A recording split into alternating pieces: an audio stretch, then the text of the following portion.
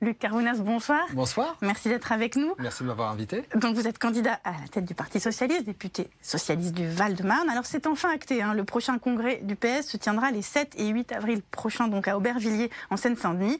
C'est le congrès de la dernière chance. Oui, c'est le congrès qui devra nous dire si nous sommes en capacité de franchir une marche qui me semble nécessaire, celle de relever la tête. Vous savez, j'ai entamé depuis des mois maintenant un tour de France. Je serai samedi prochain en Eure-et-Loire. Moi, je vois chez les socialistes, chez les élus, encore une appétence de nous demander que eux y croient encore. Et à nous de démontrer qu'ils ne se trompent pas. Vous savez, moi j'ai une méthode, c'est très simple, je le dis à tous les militants, il faut d'abord être libre et libéré. Libre dans la parole, libéré par rapport à ce parti socialiste du congrès d'Épinay. On a bien compris que le cycle était terminé. À nous d'inventer ce que j'appelle un nouveau parti du progrès partagé, parce que le progrès aujourd'hui, il doit être à la fois adossé au progrès technique et au progrès humain. Les deux doivent être compatibles désormais dans le projet que l'on peut avoir pour le pays. Mais la situation est tellement dramatique du côté du Parti socialiste que vous avez la possibilité en effet d'être plus libéré que jamais. Au fond, vous n'avez plus grand chose à perdre en vérité ici. Oui, mais moi je sens encore celles et ceux qui font comme s'il n'était rien passé au mois de mai et juin dernier. On est encore dans parfois de l'entre-soi, discuter à quelques-uns. Je vois des déclarations d'anciens ministres qui disent « Oh, de toutes les manières, on s'arrangera entre grands élus et avec nos fédérations, on fera le vote au canon. » Non, en fait, moi je veux parler d'abord et avant tout aux militants et qu'ils choisissent de renverser la table sur un projet qui est un projet social-démocrate, écologiste et européen. Et moi je pense sincèrement que le job demain du futur patron du PS, c'est déjà de réussir à rassembler sa famille. Moi, vous voyez, Anna Cabana, j'ai cette capacité à pouvoir parler avec tout le monde, sans ostracisme, sans vouloir écarter les amis qui regardent encore du côté d'Emmanuel Macron ou ceux qui regardent du côté de Benoît Hamon. Rassembler la famille, c'est ce que disait d'ailleurs François Mitterrand. Rassembler les siens, et puis ensuite rassembler la gauche. Et je vous le dis, j'ai aussi, je suis encore aujourd'hui secrétaire national de relations extérieures, moi je parle avec toute la gauche, et mieux, je fais l'union de toute la gauche. Et j'ai été le département, vous le rappeliez, du Val-de-Marne, le seul département aux élections sénatoriales à rassembler toute la gauche. Il ne suffit pas de dire on veut rassembler, faut le démontrer. Et moi, toute ma vie l'a démontré, je sais rassembler la gauche. Alors on va vous écouter, parce que vous êtes déclaré le 30 novembre sur France 2 le matin, et le soir vous étiez en meeting dans votre ville, Alfortville. On vous écoute. Je veux être votre candidat, celui des militantes et des militants, celui des fédérations, celui des femmes et des hommes socialistes, celui des villes et des villages. Je suis candidat à redonner de la fierté et du sens au mot socialisme. C'est pour cela que je veux mettre dès maintenant sur la table mes propositions, de manière publique, de manière transparente, car mon projet, il se construit avec vous tous. Mais quand on vous écoute, on a le sentiment que vous avez la foi, alors même que vous vous lancez dans une aventure, honnêtement, Luc Carvounas, une aventure terrible. Je suis déterminé. Pourquoi? Parce que c'est mon histoire. Vous savez, il y a même eu ce congrès d'Alfortville en 69, quand Gaston Defferre n'avait fait que 5%. Ce sont mes valeurs, c'est ma famille. Et moi, aujourd'hui, ce que je propose, en rassemblant une équipe, c'est de faire en sorte qu'une nouvelle page de notre histoire s'écrive. Je ne me résigne pas. D'abord, je ne crois pas à la fin du clivage gauche-droite. Et moi, je ne me résous pas à imaginer que ce parti qui a plus de 100 ans, qui est inscrit... Mais justement, peut-être qu'aujourd'hui, les Français ont envie de ce renouveau qu'on entend partout. Ce n'est pas ce que j'ai vu hier à Orthez. Ce n'est pas ce que j'ai vu hier à Orthez. Ça vous a donné de l'espoir. Et ça donne du baume au cœur, parce que c'est la démonstration à celles et ceux, les esprits chagrins, ou alors ceux qui imagineraient qu'on peut continuer à débaucher, que ce parti, il n'est pas mort. Et moi, vous savez, je vois beaucoup de femmes et d'hommes en ce moment, ils n'ont pas envie de fermer la porte derrière eux, ils ont au contraire envie de construire une nouvelle histoire. Oui, j'ai la foi et je suis libre. Moi, je ne dois rien à personne. Rien à personne. Vous allez pouvoir dire tout, exercer tous les droits d'inventaire nécessaires, parce que typiquement aujourd'hui, il y en a un qui est dans les coulisses, François Hollande, et qui essaie de pousser un tel à être candidat, et puis de ne pas... voilà, alors Bernard Cazeneuve lui a dit non, la question Stéphane Le Foll, et puis Julien Drey, qui est tapis en embuscade et qui attend que tout le monde se plante. Et quand même, comment vous allez faire? Est-ce que vous êtes prêt aujourd'hui, vous, à dire à François Hollande reste à ta place, maintenant c'est fini. Non mais c'est ça le sujet pour vous. Mais moi je suis prêt à parler avec toutes celles et tous ceux qui veulent discuter avec moi. Écoutez, moi j'ai cette ambition de relever le drapeau. Le droit d'inventaire, ça tombe bien, je suis un bébé Jospin, j'ai adhéré en 95, c'est lui-même qui a voulu faire ce droit d'inventaire par rapport au passé. Et donc moi je ferai la même méthode, avec la même sérénité, pas en voulant couper des têtes. Moi ce que je vois aujourd'hui... Mais est-ce que vous allez dire à François Hollande, laisse-nous tranquilles? Et je vous ai dit que je parlais avec tout le monde. Donc je ne confierai pas mes échanges avec les uns ou les autres. Mais j'ai commencé une campagne depuis des mois. J'ai prévenu tout le monde. J'ai vu tout le monde. Je discute avec tout le monde.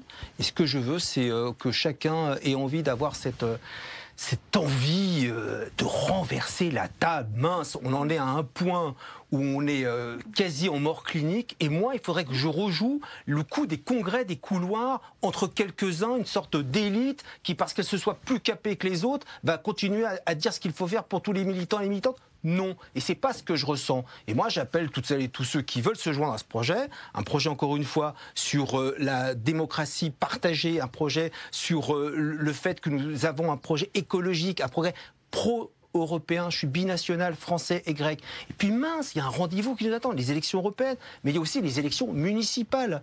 Et moi, quand je croise des maires, ils me disent, mais on a besoin de vous. Hier, Emmanuel Hamon avait besoin des socialistes. Eh bien moi, je vais être à ce rendez-vous-là. J'ai été maire, je suis un parlementaire, je veux apporter ma voix pour que ce soit un amplificateur pour ma famille politique. Je donnerai cet engagement H24. Et vous savez quoi ?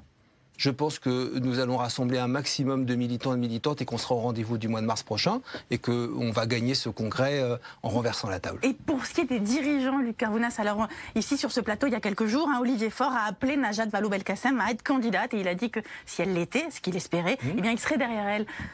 Eh ben, c'est le choix d'Olivier, c'est mon président de groupe. Moi, je l'ai soutenu pour la présidence du groupe à l'Assemblée nationale. Il ne fait pas de même avec moi aujourd'hui, qui suis candidat déclaré.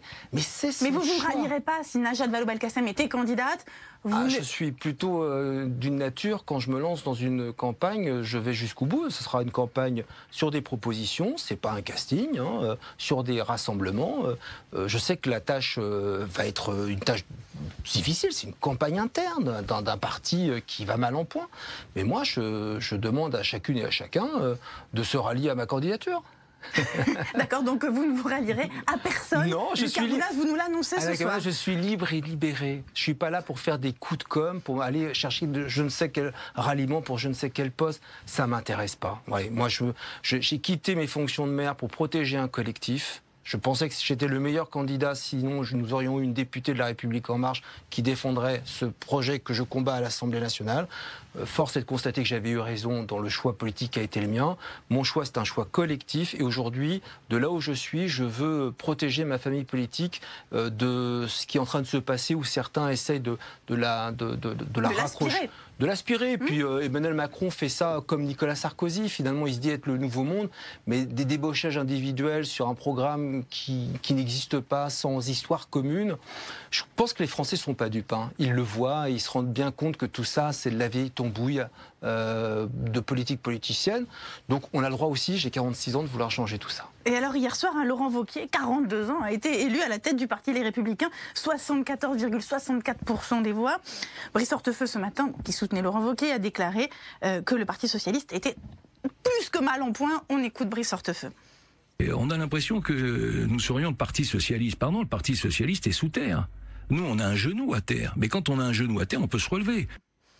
Voilà, quand on se regarde, on s'inquiète, mais quand on se compare, on se rassure. Brice Hortefeux, vous le rassurez. Il faudrait juste qu'il ait un peu de modestie. Brice Hortefeux, je lui rappelle que ce sont les cadres de ma génération dans sa famille politique qui ont rejoint La République En Marche, quand la même génération au Parti Socialiste est restée, elle, fidèle à ses valeurs. Donc, au lieu de regarder ce qui se passe chez nous, qu'il balaye devant sa porte face à toutes les défections de ceux sur qui il pouvait espérer pouvoir compter, parti désormais La République En Marche. Vous avez vu, donc hier soir, dans son allocution, Laurent Wauquiez, il a dit « Ce soir, nous pouvons dire la droite est de retour oui, ». Est-ce que ça vous arrange, ça, que la droite... Il faut faire extrêmement attention. Moi, je vous l'ai dit, je ne crois pas du tout à la mort du clivage gauche-droite, pas du tout. Et donc vous êtes d'accord avec Laurent Wauquiez ? À force de dire qu'on est et de droite et de gauche, moi je ne voudrais pas avoir demain un Laurent Wauquiez président de la République française en 2022 et qui nous ferait le coup de l'Autriche avec une alliance avec l'extrême droite. Donc moi j'affirme ce que nous sommes et ce que je suis. socialiste sur un projet de gauche, de progrès. Et il faut que nous allions de plus en plus voir nos compatriotes, parler aux Français, c'est le plus important, parce que à force de dire que nous sommes tous ensemble à faire la même politique... Oui, mais de ce point de vue-là, Laurent Wauquiez, ça vous va bien, Laurent Wauquiez, puisqu'il a dit la droite franche, la droite déterminée et la droite droite. Donc non, ça, c'est parfait comme opposant pour vous. C'est la droite fidèle aux valeurs de l'UMP, de LR aujourd'hui. Donc ça vous va bien comme adversaire. Mais la droite... Non, j'ai pas dit que c'était votre ligne. Je dis que comme adversaire, si vous voulez, ça clarifie une équation politique dans le sens que vous réclamez. Aujourd'hui, on a La République En Marche, qui est un parti de droite, qui fait semblant d'être et de droite et de gauche. Voilà, qui débauche d'anciens camarades à moi qui, pour un tour de pouvoir de plus, un tour de manège supplémentaire, ont accepté de trahir toutes leurs valeurs, toute leur histoire. Bon, moi aujourd'hui, je vois ce qui est en train de se passer. Donc vous leur dites revenez à vos camarades, est-ce que vous leur dites, après avoir fait un tour de manège, revenez avec moi? S'ils veulent revenir, ils reviendront, je rouvrirai la porte. Je pense sincèrement que cette question-là, eux, ils l'ont tranchée. Ils nous ont quittés, ils ont fait une croix sur le Parti Socialiste, alors que, vous savez, on nous dit que nous sommes, nous, le vieux monde. Et que les progressistes, ce sont eux. Mais quand on revisite l'histoire du socialisme, c'est nous les socialistes qui avons amené les congés payés, qui avons aboli la peine de mort, la CMU, les 35 heures, le mariage pour tous. Et on voudrait nous faire croire que le progrès n'est pas partie intégrante de l'ADN des socialistes. Mais ça, pardon, vous avez laissé Emmanuel Macron vous tuer sur ce terrain-là. Moi, j'ai rien laissé du tout. Je n'étais pas au gouvernement. Les socialistes, je faisais pas les grands sachants qui nous je faisais pas les grands sachants qui nous expliquaient que tout ça n'existerait pas. Ça s'est produit. Bravo, il a été élu. Mais ça se passe, comme je dis souvent aux miens et aux proches, c'est one shot. Hein. Mais il vous a pas tué. Vous dites Emmanuel Macron ne nous a pas tués. Regardez les dernières élections locales. Je crois que ce sont eux qui se sont tués. Eh bien, merci Luc Carvounas, merci à vous.